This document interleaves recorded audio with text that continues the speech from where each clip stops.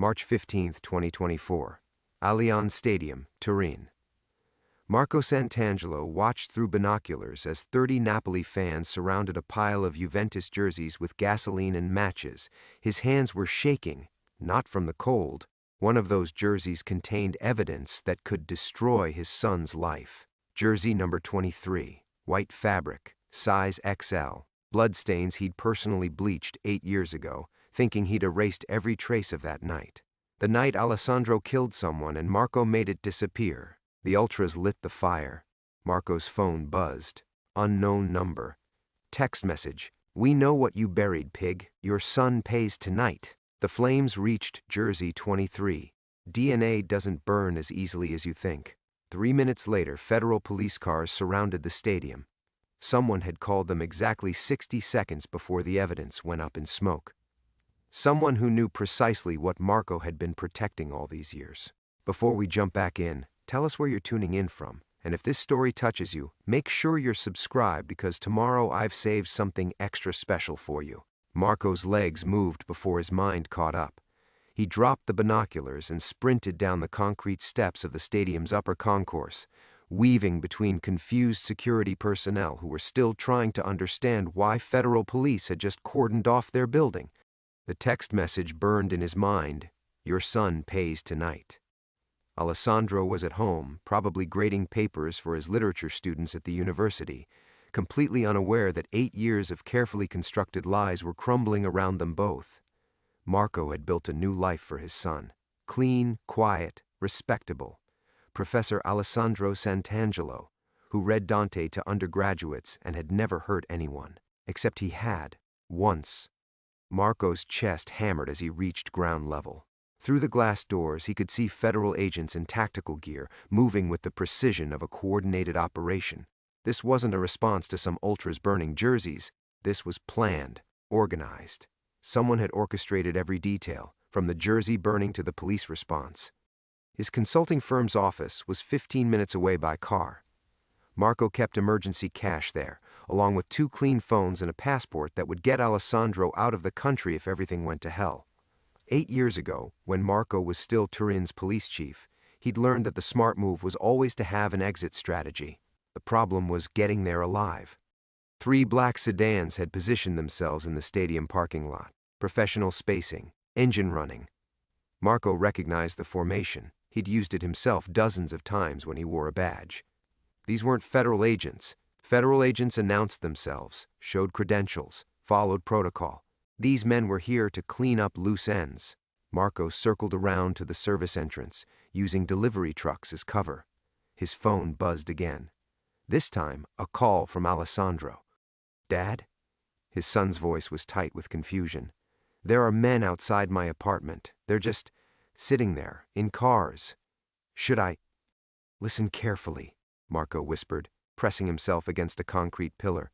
"Go to your bedroom. Pack 1 bag, nothing sentimental. Use the fire escape. Go to Uncle Gino's restaurant in Porta Palazzo. Order the osso buco. Wait for me. What's happening?" The code phrase would tell Gino, Marco's former partner who now ran a small trattoria in Turin's old quarter, that Alessandro needed immediate protection. Gino had been there the night they decided to bury the evidence. He'd understand. Just go. Now, don't use your car. Don't use your credit cards. I'll explain everything later. Marco ended the call and removed the battery. 8 years of careful planning had prepared him for this moment, but he'd always imagined having more time. Hours, maybe days to implement the escape protocol, not minutes. The federal agents were spreading out now, moving with purpose toward different sections of the stadium. Marco caught sight of their team leader, a woman in her 30s with short dark hair and the kind of intense focus that suggested personal investment in the case. She wasn't just following orders. This meant something to her. She spoke into her radio, then gestured toward the still-burning pile of jerseys. The flames had died down, leaving charred fabric and ash. Jersey number 23 was mostly gone, but DNA evidence was persistent. Crime labs could extract genetic material from the smallest fragments, and 8 years ago Marco had been too panicked to realize that blood soaks deep into synthetic fibers. His phone, the burner phone he kept for emergencies, buzzed with a text from an unlisted number parking structure. Level 3, Section B, blue Fiat, keys under rear tire. You have 10 minutes before we release Alessandro's photo to every news outlet in Italy. Marco stared at the message. Someone was helping him escape, but that made no sense. If they wanted to expose him, why offer a way out? Unless they wanted him to run, needed him to run. Because a former police chief fleeing made for a better story than one who stayed and fought the charges. The federal team leader was walking in his direction now, scanning the crowd with professional efficiency. Marco had maybe 30 seconds before she spotted him. He could surrender, hope that 8 years of cooperation and clean living would count for something in court. Or he could run, and spend the rest of his life knowing that he'd confirmed every suspicion about corrupt cops who protected their own. But Alessandro didn't deserve to pay for Marco's choices. His son had made one terrible mistake as a 22-year-old, and Marco had spent 8 years ensuring it never destroyed his future. He wouldn't stop now. Marco moved toward the parking structure, keeping his head down and his pace casual. Behind him, the federal agents continued their methodical search of the stadium. Ahead, someone had left him a car in 10 minutes to disappear. The question was whether he was being saved or delivered directly into a trap. Either way, Alessandro's safety depended on Marco playing along, and after 8 years of living with what they'd done that night, he was tired of being afraid. The parking structure was a tomb of concrete and shadow. Marco's footsteps echoed against the low ceiling as he moved through the maze of cars toward Section B, each sound amplifying his heartbeat. The smell of motor oil and exhaust clung to the stale air, mixing with something else, the acrid scent of burnt fabric that seemed to follow him from the stadium. Level 3 stretched out in dim fluorescent intervals. A few scattered vehicles sat abandoned by fans who were probably still inside the stadium, trying to understand why their evening of football had become a federal crime scene. Marco counted spaces methodically, B-1, B-2, B-3. The blue Fiat sat in B-7, unremarkable and slightly dented, the kind of car nobody looked at twice. He knelt beside the rear tire, his fingers finding the keys exactly where the text had promised. The metal was still warm from the engine block, meaning someone had driven this car here recently. Very recently. Marco glanced around the empty garage, wondering if eyes were watching him even now. The keys felt heavy in his palm as he straightened. 8 years ago, when he was still Police Chief Santangelo, he would have called for backup before approaching a suspicious vehicle. Now he was the suspicious one, the target of whatever operation was unfolding. The reversal made him dizzy. His hands trembled as he unlocked the driver's door. Not from fear. Marco had faced armed criminals and survived 3 different attempts on his life during his 25 years in law enforcement. But this was different. This was Alessandro. His son's face kept flashing in his mind, 22 years old and drunk on victory after Juventus had beaten Napoli 3-1, stumbling through the crowds outside the stadium, shoving back when someone pushed him, never realizing that the skinny kid from Naples would hit the concrete barrier with such terrible finality. The Fiat's interior smelled like cigarettes and lemon air freshener. A road map of northern Italy lay folded on the passenger seat, with a route highlighted in yellow marker leading north toward the Swiss border. Someone had planned this escape down to the smallest detail. The glove compartment contained 5,000 euros in mixed bills, a new mobile phone, and a business card for a hotel in Locarno. Marco sat behind the wheel but didn't start the engine yet. Through the concrete pillars, he could see the stadium's lights blazing in the distance. Somewhere inside that building, federal investigators were processing evidence that would destroy everything he'd built since that night. The consulting firm he'd started from nothing. The quiet apartment overlooking the Po River, where he made breakfast for Alessandro every Sunday morning. The carefully constructed reputation of a former police chief who had left the force to spend more time with his widowed son.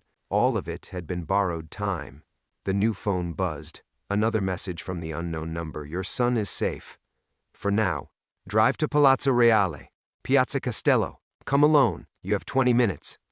Marco's chest tightened. Alessandro should be at Gino's restaurant by now, protected by a man who had once taken a bullet meant for Marco during a raid on a 'Ndrangheta safe house.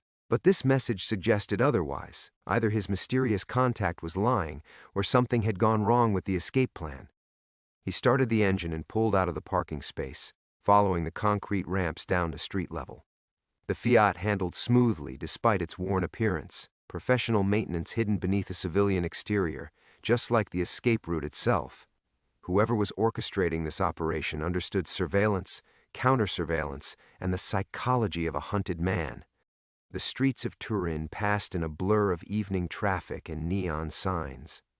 Marco had patrolled these same roads for over 2 decades, first as a young officer walking beats in Porta Palazzo, then as a detective working organized crime, finally as police chief coordinating operations across the entire metropolitan area.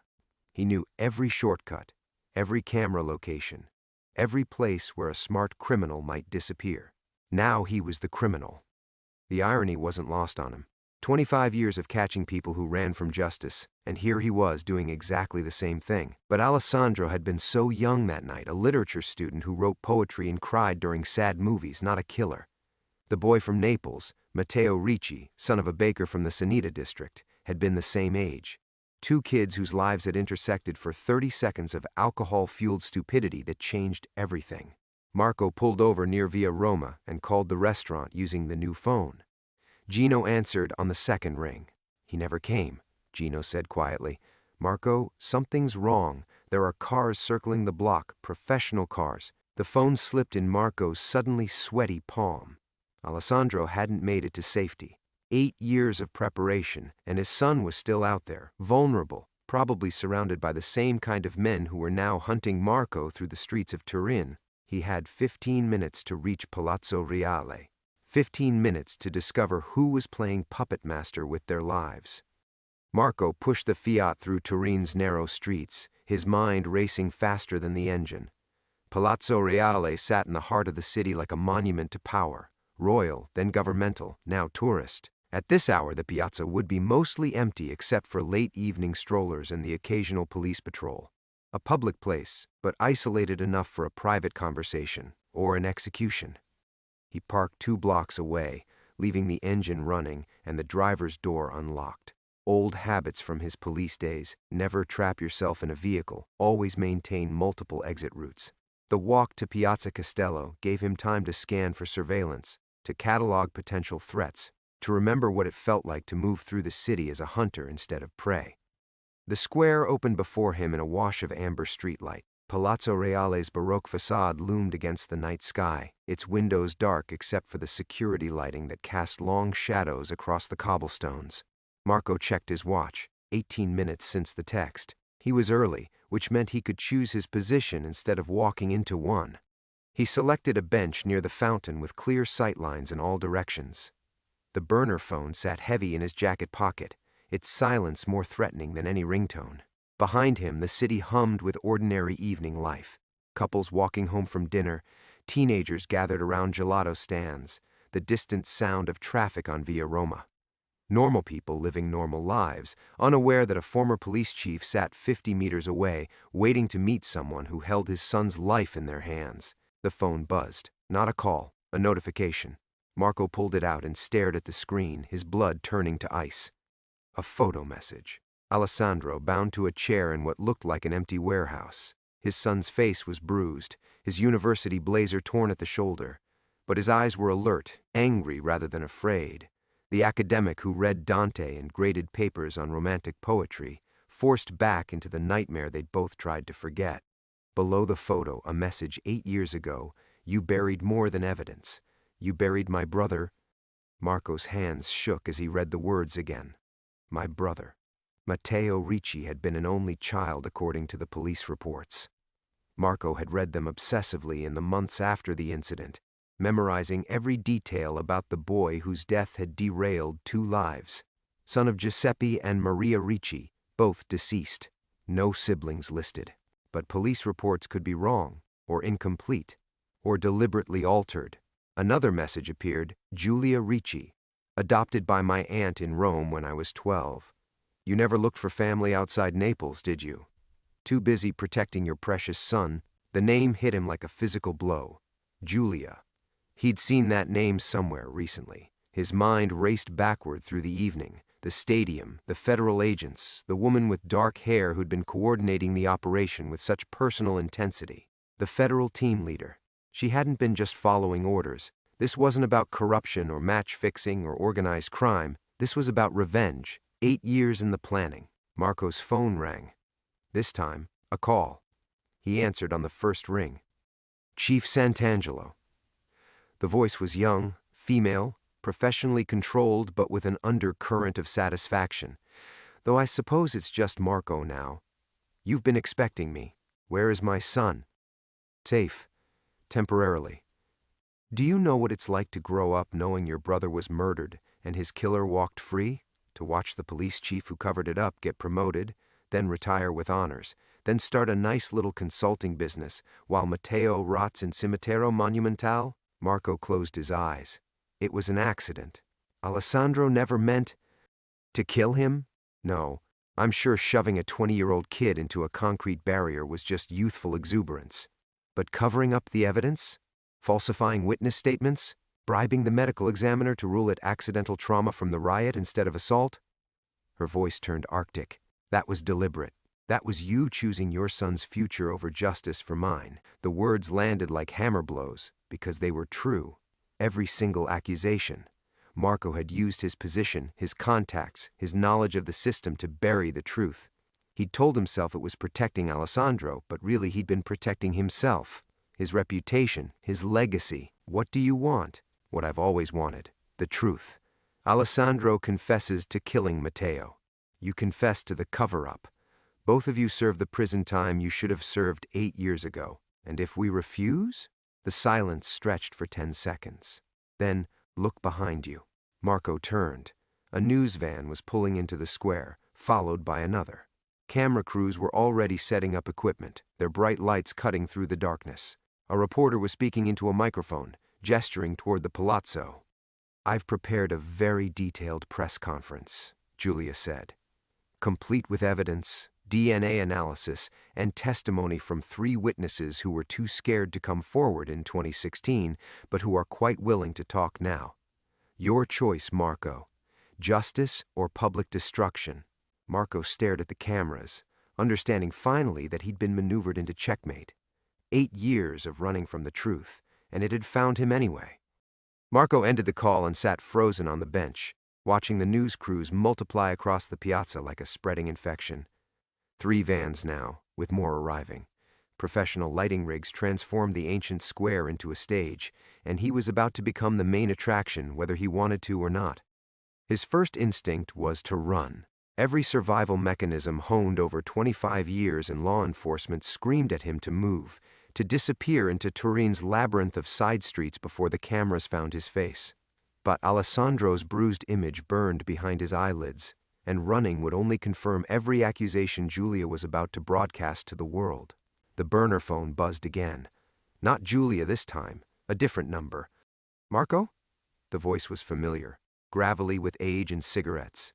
Commissioner Toretti, his former superior and the man who had signed off on Marco's early retirement package 8 years ago. Where the hell are you? Half the federal police force is tearing the city apart looking for you. Giuseppe. Marco's throat felt like sandpaper. I can explain. No explanations over the phone. Not anymore. Meet me at the old safe house on Via Garibaldi. 20 minutes. And Marco? Toretti's voice dropped to a whisper. Come alone. There are people asking questions about 2016, questions I can't answer much longer. The line went dead. Marco stared at the phone, his mind reeling. The safe house was a relic from the 'Ndrangheta investigations, a nondescript apartment the police had used for confidential meetings when they couldn't trust their own headquarters.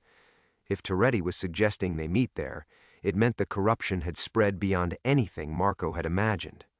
A reporter was walking across the square now, her cameraman following with professional efficiency. Marco recognized her from the evening news, investigative journalism, the kind who specialized in exposing police misconduct. Julia had chosen her media contacts carefully. Marco stood and walked toward the fountain, keeping the massive structure between himself and the cameras.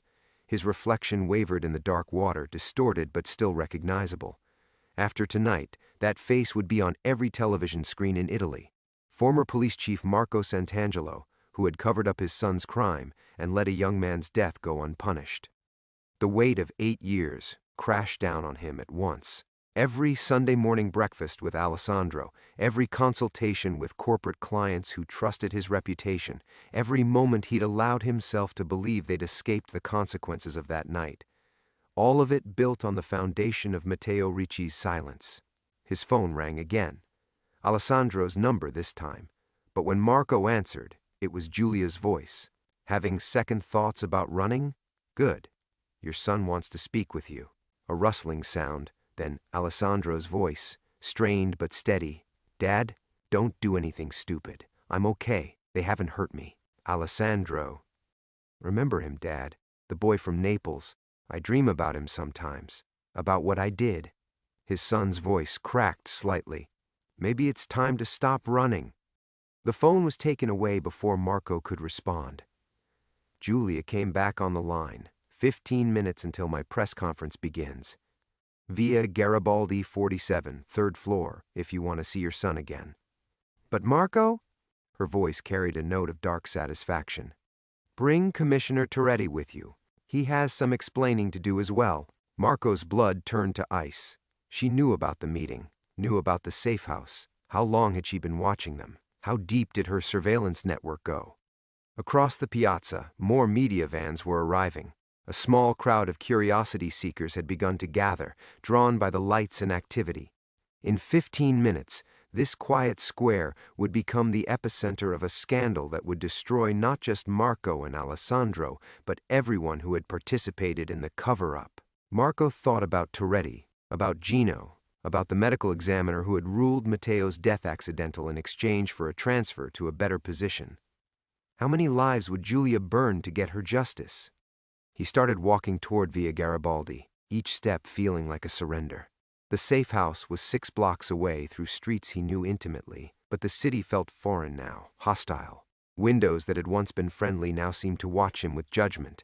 Every passing car might contain federal agents or journalists or Giulia's unknown accomplices. By the time he reached the familiar door on Via Garibaldi, Marco had made his decision. 8 years of protecting Alessandro had only delayed the inevitable. Tonight, in a room where they had once planned operations against genuine criminals, he would finally face the truth about what he had become. The question was whether Toretti would stand with him or throw him to the wolves to save himself. Marco climbed the stairs to discover which version of loyalty would survive the reckoning. The 3rd-floor hallway reeked of stale cigarettes and industrial disinfectant, a smell that transported Marco back to countless nights spent planning raids and coordinating surveillance operations. But now the familiar scent made his stomach clench with dread.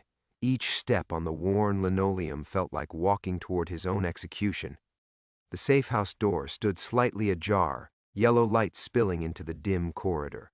Marco paused outside, listening for voices, footsteps, anything that might tell him what waited beyond the threshold. 8 years ago, he'd entered this same room as Police Chief Sant'Angelo, a man whose word carried weight throughout Turin's law enforcement hierarchy. Tonight, he was just another criminal seeking shelter from justice. Commissioner Toretti sat at the scarred wooden table where they'd once spread surveillance photos and arrest warrants. The older man had aged badly since Marco's retirement, his hair completely gray now, deep lines carved around his eyes, the slight tremor in his hands more pronounced than before. A half-empty bottle of grappa sat between them like a peace offering. "Close the door," Toretti said without looking up. "We don't have much time." Marco stepped inside and turned the deadbolt, the metallic click echoing in the cramped space. The apartment looked exactly as he remembered. 2 rooms, minimal furniture, windows that faced an air shaft to prevent surveillance from neighboring buildings. Anonymous, forgotten, perfect for conversations that couldn't happen anywhere else. "You know why she brought us here," Marco said, settling into the chair across from his former boss. "Giulia Ricci. She knows everything." Toretti poured grappa into 2 glasses, his hands steady despite the tremor. "She knows more than everything. DNA evidence from the Jersey burning ceremony, financial records linking the match-fixing investigation to 3 witness deaths, and surveillance footage from 2016 that somehow survived our best efforts to bury it." The words hit Marco like ice water. "That's impossible. We destroyed the official footage." But there were cell phones, Marco. Tourists, fans, people recording the chaos outside the stadium. She's been collecting evidence for 8 years, building a case that would make federal prosecutors weep with joy. Toretti drained his glass in one swallow. The question is, how much did she have to promise them to keep this quiet until tonight? Marco stared at the grappa, remembering the last time he'd sat in this room. October 2016, 3 weeks after Matteo Ricci's death. He'd brought Toretti the forensic report that proved Alessandro's involvement, along with witness statements that could destroy his son's future. They'd spent 6 hours in this apartment, systematically planning the cover-up that would save Alessandro and preserve Marco's reputation. "Do you ever think about him?" Marco asked quietly. "Matteo?" "Every goddamn day." Toretti's voice was barely a whisper. 20 years old, literature student at the University of Naples, wanted to be a teacher. His parents spent their life savings sending him to Turin for that match. The commissioner's fingers tightened around his empty glass. Giuseppe and Maria Ricci. They died within 18 months of losing their son. Broken hearts, the doctors said. Marco felt the walls of the small room pressing closer. "You never told me they died. What difference would it have made? You'd already chosen Alessandro over justice. I just helped you live with that choice." Toretti refilled both glasses, the grappa catching the harsh fluorescent light. "But we never counted on Giulia, the adopted sister in Rome who spent 8 years becoming a federal investigator, who built her entire career around understanding how men like us operate." A distant sound drifted through the window. Sirens, multiple vehicles moving fast through Turin's narrow streets. Marco pulled back the curtain and peered into the air shaft. Blue and red lights reflected off the brick walls, growing brighter. "They're coming," he said. "Of course they are. She's been herding us here like sheep to slaughter." Toretti stood and walked to a cabinet near the window, retrieving a manila folder thick with documents. But she miscalculated one thing. She assumed we'd destroy all the evidence to protect ourselves. Marco turned from the window. "What are you talking about?" "The match-fixing conspiracy, the organized crime connections, the 3 witnesses who died in accidents after they threatened to expose the truth." Toretti dropped the folder on the table, photographs spilling across the scarred wood.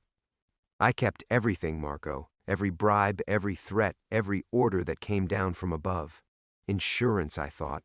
Protection against the day our superiors decided we knew too much." Marco stared at the photographs, faces he recognized from the 'Ndrangheta investigations, federal officials whose careers had mysteriously advanced after certain evidence disappeared, businessmen who'd profited when specific matches ended with unexpected results. The scope of the conspiracy made his cover-up of Alessandro's crime look trivial by comparison. "How many people were involved?" Marco whispered. 47 that I can prove, including 2 federal judges and the prosecutor who's about to arrest us." Toretti's smile was bitter, defeated.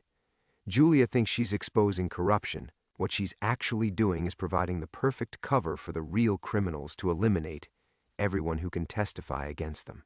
The sirens were louder now, approaching the building.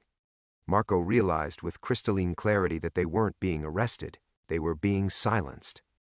Marco's fingers froze over the scattered photographs as understanding crashed through him like a physical blow. The faces staring back from the surveillance photos weren't just corrupt officials. They were the federal investigators who had arrived at the stadium tonight. The same agents who had questioned him about the jersey burning. The same prosecutor Toretti claimed was about to arrest them.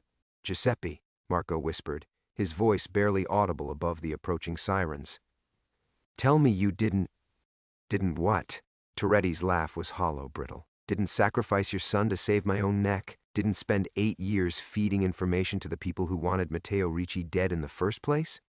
The room tilted sideways. Marco gripped the edge of the table, staring at photographs that suddenly told a different story. Matteo Ricci hadn't stumbled onto match-fixing evidence by accident. He'd been investigating it. The literature student from Naples had been asking questions, taking pictures, gathering proof that certain Juventus matches were being manipulated. He was never just a fan, Marco said, the words tasting like poison. Matteo. He was there working. Freelance journalism. thought he'd uncovered the story of the century. Torretti pulled out a chair and sat down heavily, aging 10 years in 10 seconds. The 'Ndrangheta had been fixing matches for 3 seasons. Matteo had documentation, recorded conversations, financial transfers. He was going to publish everything after the derby. Marco's mind raced backward through 8 years of lies. Alessandro's panic that night, his insistence that the boy had been following him, watching him. Not random fan violence, a targeted killing designed to look like riot chaos. You knew, Marco breathed. When I came to you about Alessandro, you already knew why Matteo was dead. I knew that 47 very dangerous people needed him silenced before he could testify. Torretti's voice was matter-of-fact, professional. Your son just provided the perfect cover story. Accidental death during crowd violence. Case closed. The betrayal hit deeper than the sirens now screaming outside their window. Marco had spent 8 years believing he'd corrupted himself to save Alessandro. The sleepless nights, the guilt, the slow dissolution of everything he'd believed about justice and law, all of it built on another lie. Alessandro didn't kill him, Marco said. Alessandro pushed him, but Matteo was already dying. Torretti opened a second folder, revealing medical photographs that made Marco's stomach lurch. Poison, something exotic, untraceable unless you know exactly what to look for. He had maybe 10 minutes left when your son shoved him into that barrier. The safe house door exploded inward, splinters of wood showering across the cramped room. Federal agents poured through the opening, tactical gear gleaming under the harsh fluorescent lights, but their weapons weren't pointed at Marco and Torretti. They were aimed at the windows, the shadows, defensive positions. Down, both of you, on the floor. Marco dropped to his knees, hands behind his head, but his eyes stayed fixed on Torretti's face. The commissioner was smiling now, an expression of such cold satisfaction that Marco finally understood the full scope of his manipulation. You called them, Marco said. Not Julia. You. Poor Marco, still believing in good guys and bad guys. Torretti remained seated as agents zip-tied Marco's wrists. Julia thinks she's been hunting you for 8 years. Really, she's been hunting them. He gestured toward the photographs scattered across the table, following every lead I fed her, building cases against everyone except the people who actually matter. An agent was speaking rapidly into his radio. We have both targets secured. But the girl isn't here. Repeat, Julia Ricci is not at this location. Marco's blood turned to ice. If Julia wasn't here, if this had all been misdirection, where's my son? Torretti's smile widened. Alessandro is exactly where he's been for the past 3 hours. At the federal building, giving a full confession about his involvement in Matteo Ricci's murder. Voluntary surrender, complete cooperation. Very touching, really. The truth hit Marco like a sledgehammer. There had been no kidnapping, no warehouse, no desperate ransom demands. The photograph of Alessandro bound and beaten had been theater, designed to drive Marco into Torretti's trap while the real investigation proceeded without interference. Through the shattered doorway, Marco could see news vans surrounding the building. Camera crews and reporters pressed against police barriers, their lights turning the street into a carnival. Julia's press conference was happening exactly as scheduled, but she wasn't exposing Marco's cover-up. She was exposing the conspiracy that had made Matteo's murder necessary in the first place. You arrogant bastard, Marco said, understanding finally that Torretti had been outmaneuvered by the same woman he'd spent 8 years manipulating. You actually thought you were smarter than her. Torretti's smile faltered for the first time. What are you talking about? She never wanted revenge against us, Marco said, as the agents lifted him to his feet. We were just bait. Marco watched Torretti's face crumble as the realization struck home. Through the shattered doorway, the federal agents were receiving rapid-fire updates on their radios, their voices tense with barely controlled panic. All units, we have a problem. The Ricci woman isn't at any of the designated locations. Repeat, Julia Ricci has vanished. Sir, we're getting reports from the federal building.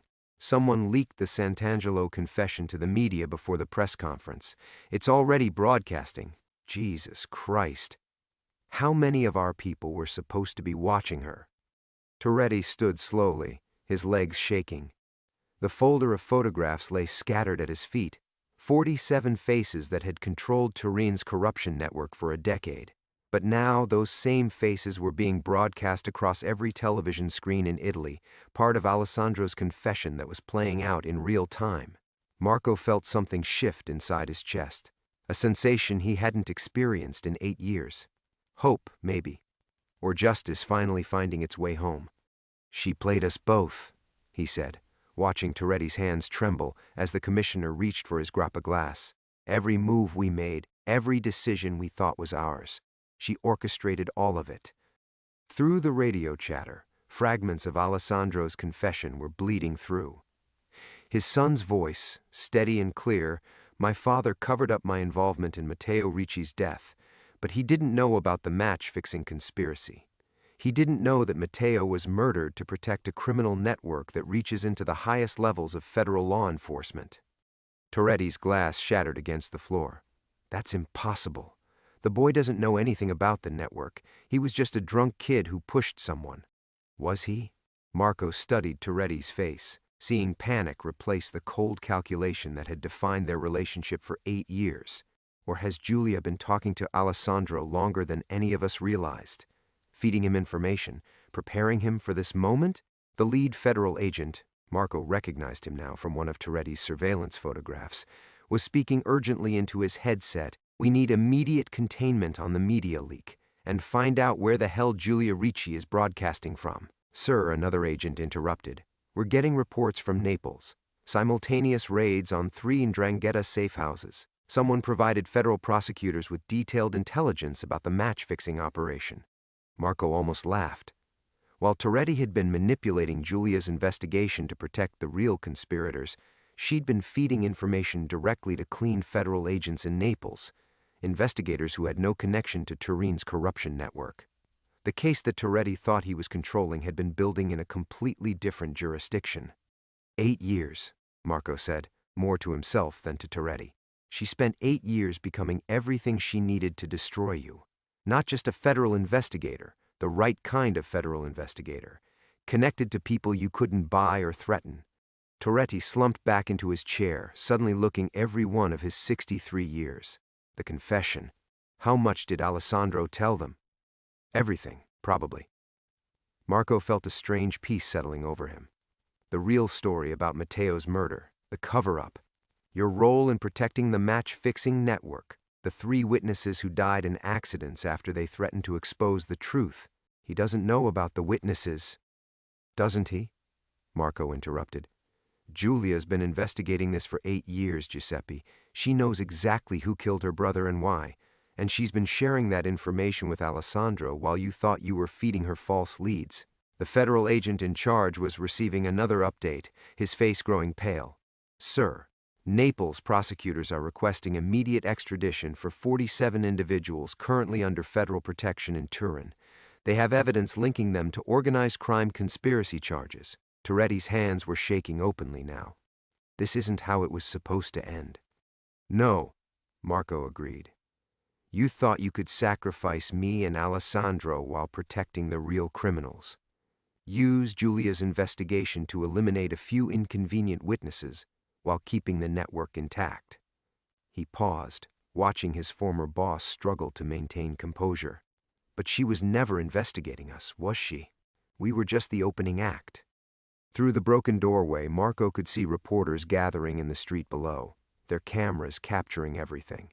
In a few hours, the entire corruption network that had controlled Turin for a decade would be exposed, not through backroom deals or political maneuvering, but through the methodical investigation of a woman who had turned her grief into surgical precision. "Alessandro's free," Marco realized suddenly. "Whatever happens to us, she's given him a way out. Cooperation agreement, witness protection probably." Toretti looked up sharply. "What are you talking about?" "The confession wasn't just about guilt, Giuseppe. It was about redemption." Marco smiled for the first time in 8 years. "She's saving my son while destroying the people who actually killed her brother." Outside, Giulia Ricci was finally getting her justice, and Marco understood now that it was going to be far more complete than anything he had ever feared. The federal agents' radios crackled with a new urgency that cut through the chaos like a blade. Marco watched their faces change as the transmission came through. All units, stand down. We have a problem with command authority. Toretti's head snapped up. What does that mean?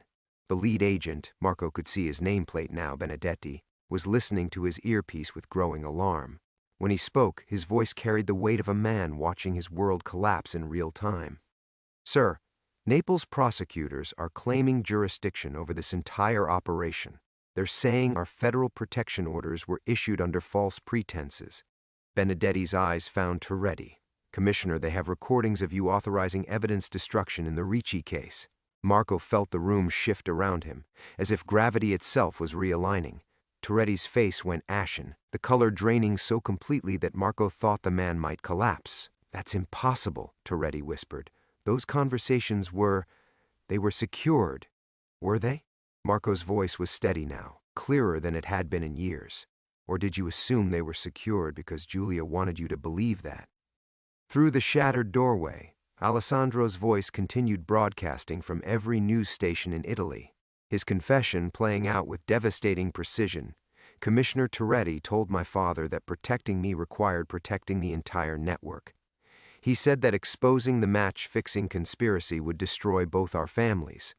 But what my father didn't know was that Toretti had already been paid to ensure Matteo Ricci never testified. Toretti lunged toward the radio as if he could somehow stop the words from spreading across the country.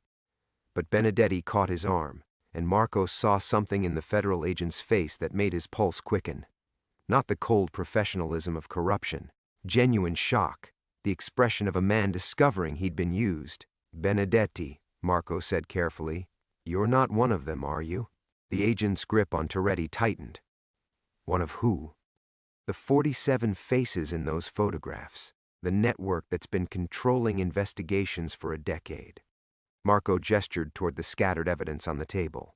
Julia didn't just expose the corruption tonight. She separated the dirty agents from the clean ones, made sure the right people would be here when everything came down.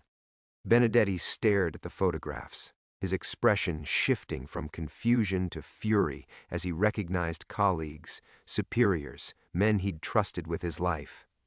Jesus Christ, how long has this been going on? Since before Matteo Ricci died, Marco said. The match-fixing operation needed federal protection to survive, so they bought it, piece by piece, investigation by investigation, until men like Toretti could order evidence destroyed and call it justice. Toretti was speaking rapidly into his phone now, his voice desperate. We had an agreement. The girl was supposed to target Sant'Angelo, not the entire network. You promised? Benedetti ripped the phone from Toretti's hands and threw it against the wall. Who were you calling? I want a lawyer, Toretti said, but his voice was breaking. I want federal protection. From who? Marco almost laughed. The people you've been protecting are the same ones who ordered Matteo's death. You think they're going to risk exposure to save you? On the radio, Alessandro's confession was reaching its climax. My father spent 8 years believing he was protecting a killer, but he was actually protecting the people who made murder necessary. Giuseppe Toretti turned the Turin police into a subsidiary of organized crime, and my father was just collateral damage. Marco closed his eyes, feeling 8 years of guilt and self-hatred begin to crack apart. Alessandro hadn't just confessed, he'd forgiven him. More than that, his son had found a way to separate Marco's moral failure from Toretti's criminal conspiracy. The cover-up had been wrong, but it hadn't been the real crime. She's magnificent, Marco said, opening his eyes to find Benedetti staring at him. Julia. She turned our guilt into the weapon that destroyed them. Where is she now? Benedetti asked. Gone, Marco said with certainty. New identity, new life. Justice doesn't require revenge when you can have complete victory instead. He looked at Toretti, who was slumped in his chair like a broken marionette. She gave you exactly what you deserved. Not death, irrelevance. Toretti's phone was ringing from the floor where it had shattered, fragments of plastic buzzing against the concrete. No one moved to answer it. Outside, the sirens had multiplied, but Marco understood now that they weren't coming for him. They were coming for the 47 names in those photographs, for a network that had controlled Turin for a decade and was now watching its power evaporate in real time. Alessandro? Marco asked Benedetti. Safe. Witness protection in Naples. The agent's voice was gentle. Your son's going to be fine, Mr. Santangelo. He's a hero now. Marco nodded, feeling something he hadn't experienced since 2016. Peace, not forgiveness, that would take time, but the profound relief of a man who had finally stopped running from the truth. Marco sat in the same chair where he'd confronted his demons an hour ago, but the silence felt different now. Benedetti had removed his handcuffs and offered him coffee, real coffee, not the bitter swill from the safehouse machine. Through the broken doorway, he could hear the chaos of 47 simultaneous arrests playing out across Turin's police radios, but it sounded distant, like thunder from a storm that had already passed. Your son wants to see you, Benedetti said, setting down 2 cups of espresso. When you're ready. Marco wrapped his hands around the warm ceramic, remembering another cup of coffee 8 years ago, the morning after Matteo's death, when Toretti had first approached him about the cover-up. He'd been sitting in his office, staring at Alessandro's bloody jersey, when the commissioner had walked in with 2 cups and a lie that would define the next decade of his life. Is it over? Marco asked. The arrests will take weeks to process completely, but yes. The network is finished. Benedetti pulled out a tablet, scrolling through news feeds that showed federal agents raiding offices across 3 regions. Giulia Ricci spent 8 years building the most comprehensive organized crime case in Italian history. She didn't just want justice for her brother. She wanted to make sure this could never happen again. Marco nodded, studying the faces on Benedetti's screen. Men he'd worked with for decades, colleagues he'd trusted, friends whose children had played with Alessandro. The corruption had been so complete, so elegantly woven into the fabric of law enforcement, that he'd never recognized it even while participating in it. Where did she go? He asked, though he wasn't sure why it mattered. We don't know. The Giulia Ricci identity was carefully constructed, real enough to pass federal background checks, but designed to disappear when her work was finished. Benedetti paused, studying Marco's face. She left something for you, though. The envelope was simple white paper, his name written in precise handwriting across the front. Inside, a single photograph, Matteo Ricci at 17, wearing a Napoli jersey and laughing at something outside the camera frame. On the back, 4 words in the same careful script, he would have forgiven. Marco felt his throat tighten. 8 years of sleepless nights, of looking at his reflection and seeing a stranger, of watching Alessandro struggle with guilt that should never have been his to carry. And in the end, the sister of the boy they'd failed had given them both absolution by refusing to let that failure define the truth. The match-fixing conspiracy would have continued, Marco said, more to himself than to Benedetti. If she'd just exposed our cover-up, if she'd just gotten revenge against me and Alessandro, the real criminals would have survived. She understood that justice isn't personal, Benedetti replied. It's systematic. Individual guilt matters, but institutional corruption destroys everything good about law enforcement. Outside, the media carnival was reaching its peak. Marco could see reporters broadcasting live from the street below, their cameras capturing the end of an empire that had seemed untouchable just hours ago. Tomorrow, the headlines would tell the story of the largest organized crime bust in decades, but they wouldn't mention the young woman who had sacrificed 8 years of her life to make it possible. Alessandro says you taught him about honor, Benedetti said quietly. When he was growing up, that doing the right thing sometimes means accepting consequences you don't deserve. Marco smiled for the second time in 8 years. I'm not sure I believe that anymore. Until tonight. He wants to stay in law enforcement. Federal prosecutors in Naples offered him a position after his testimony concludes. Good. Marco meant it. Alessandro had found a way to transform his guilt into purpose, to turn the worst night of his life into the foundation for something better. It was more than Marco had managed in twice as long.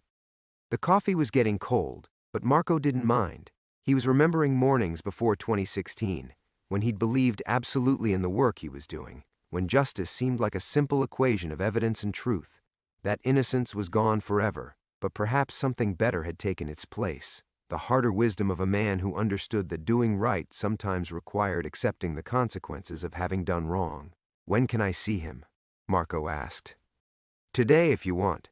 He's at the federal building, finishing his formal statement. Benedetti stood collecting their cups. Mr. Santangelo, for what it's worth, what you did was wrong, but it wasn't unforgivable. Your son knows that. Giulia Ricci knew that. Marco nodded, standing to face whatever came next. Outside, Turin was waking up to a new reality, one where the comfortable corruption of decades had been replaced by the uncomfortable clarity of truth. It would take years to rebuild trust, to repair the damage that men like Toretti had inflicted on the idea of justice itself, but it would begin today, with a father and son who had finally stopped running from the night that changed everything.